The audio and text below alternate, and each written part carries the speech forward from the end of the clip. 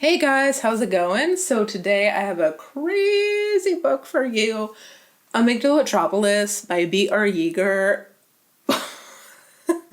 Wow. I have to warn you before I get started, every single trigger warning, I really don't know which one is not in here, to be honest, and you'll understand why. I can't really do a book review as much as a book discussion because if I'm being honest, I wouldn't really know what to review this. This book is actually really interesting, even though I can't quite categorize it. Some people might say this is some type of sci-fi dystopia or a techie fiction. I don't really know what to categorize this as. Because as much as I'd like to say it's a dystopian book, if I'm being honest, I don't know. I mean, this kind of feels like it could be happening in some parts of the world. It is definitely pushing the barriers, and this book is very eclectic. It's a shroomified version of reality. But if I'm being real, this, like, what happens in this book very much feels like what I assume is happening on a incel cult thread, I guess. I don't know, but it's horrible, but I just can see it happening. Let's take it back a few notches and talk about the story. So our main character, 1404 ER, or 1404, like I like to call him, we never really found out his name. And he's a 16-year-old kid who graduated. So he's officially an adult because he graduated from homeschool. And he's living in his parents' bedroom because he bought it out from them, whatever that means. So he's locked himself in the bedroom and he has the adjoining bathroom. His mother brings him food every day, and throughout the book, she's kind of begging him to come out of his room and to check back in with reality.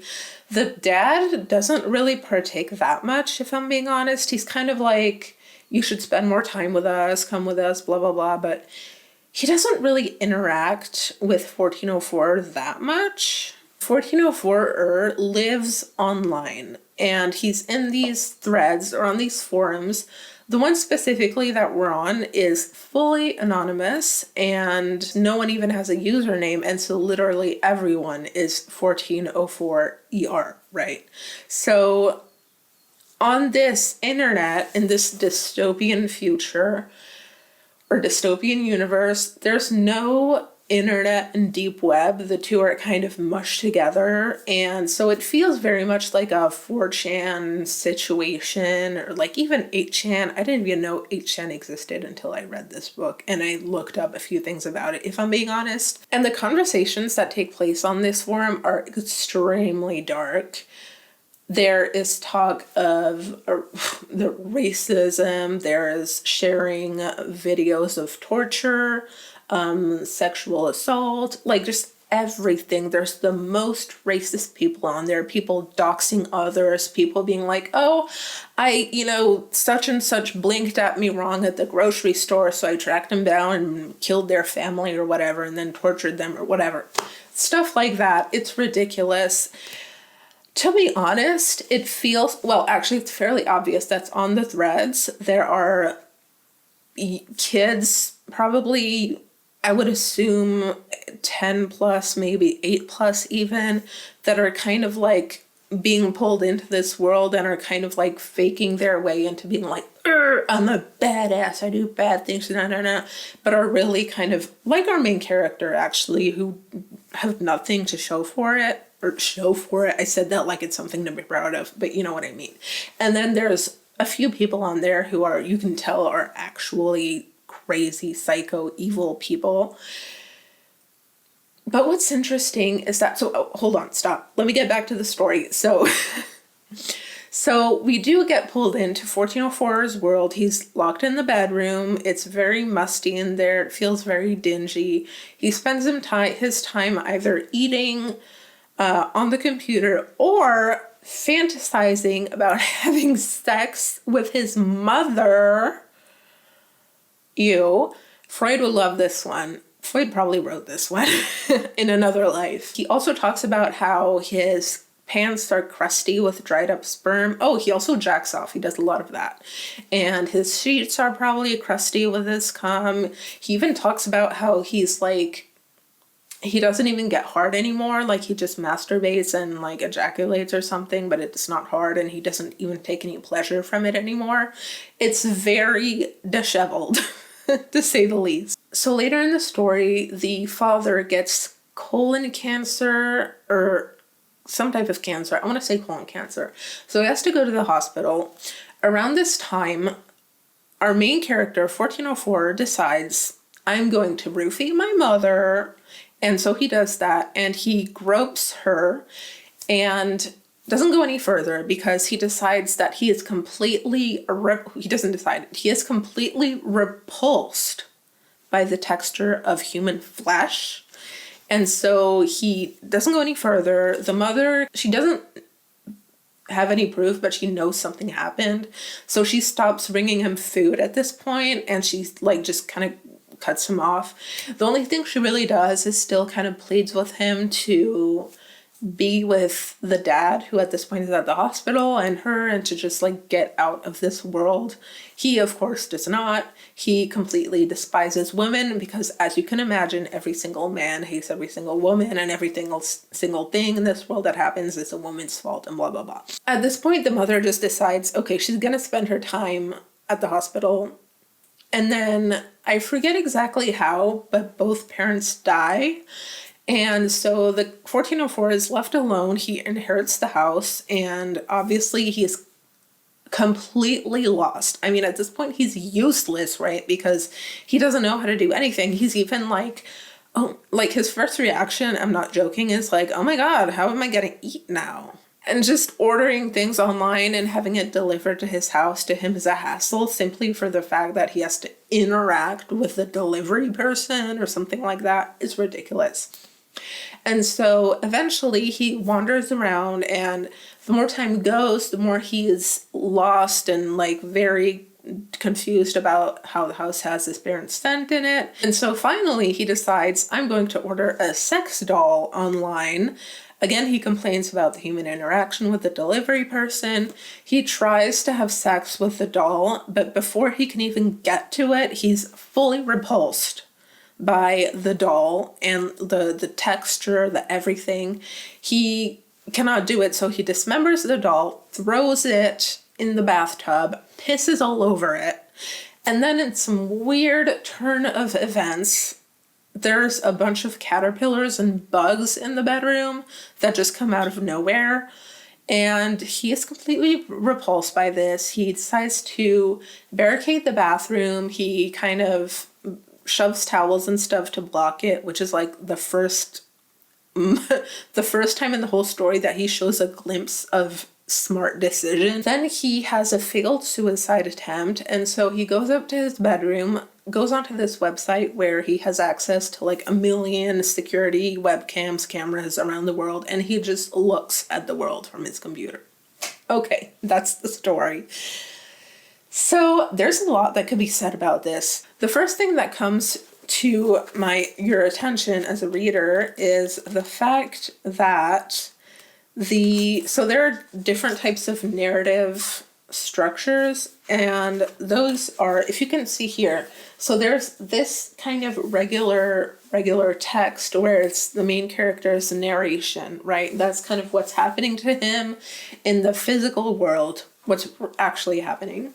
And then there's this part that's kind of like indented, and that's the computer thread. So you're literally reading the computer thread, everything that 1404 is reading. And quite frankly, this was very confusing because, like I said, everyone is named 1404. There's some clues at some point that people are recognizing, like who's writing what, but it's very confusing. And to the reader, there were a lot of times where I questioned even whether our main character was ever writing anything on there. You never know if or what he's writing. There's no clue as to what he specifically is writing. So that is quite confusing. And then here, as you can see, maybe not, but this is in italic. And so this is like the same as the narrative, his tangible life part, except that not, because this is very trippy. And if I'm being honest, I still don't understand really what it is. It's like, I couldn't tell if it was some type of crazy fever dream or a hallucination, or if it was like describing the videos he was watching on the screen, maybe a mix of the three. I have no idea, honestly. I have no idea. It's just wackadoo stuff. The one thing I found really interesting right off the bat is that there are 4 characters in this story to me, right? So there's 1404. Actually, I could say 3. The parents, which almost feel like one character, if not for the fact that the guy is fantasizing about his mother and not his father. And then the computer, because the computer screen is not even referred to that. It is referred to as the computer's face. And so that, along with the fact that most of the book is the actual computer thread, you really do get the sense that the main character is the computer. In the end, the computer, or the computer's activity, or what is happening online, all becomes one, because all the people are anonymous. They all mesh into one. And if you assume that as being one character, it almost shapes 1404 into who he is and how he's acting, and it almost pulls him in, because like I said, you never even know which of the messages he's writing, or if he ever even is writing any of them. It is kind of reminiscent to me of the algorithm structure. I'm sorry, I have cat hair all over it, but of the algorithm structure as they are on a lot of social media platforms right now, including YouTube, probably. How you use tag words and how certain tag words go viral, so more people do certain of the same thing. And this is very much it, right? It's very much like, oh, this is happening, this is my life, so I'm just going to become this and do this. And this is a very extreme version of that, granted, but it is that. And it's crazy to think about, because I have to believe, right, no one is born like this, right? I mean, you do get the sense that 1404 became this person somewhere along the line. I was just kept thinking about how, like, you know, those people who are like, oh, just get off the internet, or blah, blah, blah. And it's like, well, we do live in a world where everything is digitized. Like, you have to do your taxes, go online. You have to get a new passport, go online. You have to look up when the bus is getting here, go online. Stuff, you know, like, everything is digitized. And so, I'm saying this book is a very extreme version of certain things that are happening now, but the parents are kind of like that to me, where they're just like completely ignoring the fact that we live with the internet now, or, you know, like it is a part of our world, but they're just like, just stop, you know. One thing I did find really interesting is that at some point towards the end of the book, when 1404 is alone after his parents died, he's kind of going through his parents' things, and he does find some computer, he goes through his computer and he finds some discussions. And what's interesting is that the discussions his dad was having weren't on those anonymous forums and such. Like, you see who's writing what. So presumably it's more of like a chat thing, it almost felt like a Facebook situation where he knew the people he was talking with, kind of like that. And so in this regard, I'm like, well, maybe the dark web and the regular internet didn't mesh. Maybe that's just how the world is perceived by 1404, right? Because that is the vision that's being presented to us of him, or his vision of the world around him, which is literally his room. And it is very much like a Plato's cave situation. So is this book wackadoo bullshit, or is it crazy genius? I think it's more on it's a very intelligent book, actually. The narrative structure is extremely confusing. You know what? I would describe this book as if the Songs of Maldor, I forget who wrote it, I'll write it on screen. And Waiting for Godot by Samuel Beckett had a literary baby and make it like techie. This is how I would describe it. It's very much like, ultimately nothing really happens. Like, the only thing that actually happens in this book is a kid jerks off and the parents die, and then he pisses on a sex doll. And to some degree, I'm kind of wondering if there even is character development. I mean, this book is definitely not plot driven, right? But it is very intelligent because I do think it reflects really well, not our current society, but certainly points out a lot of issues going on, perhaps. Maybe I'm looking in too deep. I don't know. But I will say one thing that is interesting is that the narrative structure, as you can see, most of it is threads, like I said, and the other parts are text, but they're very short. And I think in those regards, it's kind of like reflecting our attention span, right? If you look at older classics, it's paragraphs and paragraphs and whoa. This is just like, I mean, you could fly through. I mean, this is probably the longest paragraph that there's in the whole book, right? Okay. Sometimes I kind of think I'm looking too deep into this, and then I remember that this book, it looks thicker than it is. The actual story is 150 or so pages, but the preface, or what I thought was the preface, is some 30-page essay, which I did not get through. I did not get through because the essay, which is very interesting, and I might read it later. Right now I just need a palate cleanser for, literature right now. But the essay seems very interesting. It talks about a lot of the philosophers that are, you could say, would represent this book's values and story. Some of the philosophers that are cited are Martin Heidegger, Max Steimer, Tetsuro Watsuji. I didn't know him or them. I don't know. Jacques Bataille, like I said, and Angela of Foligno.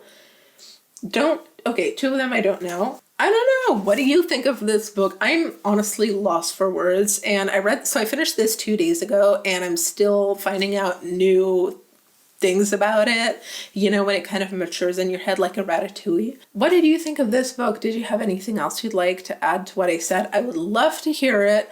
Like the video if you did, subscribe for more, and I'll see you guys in the next one. Bye!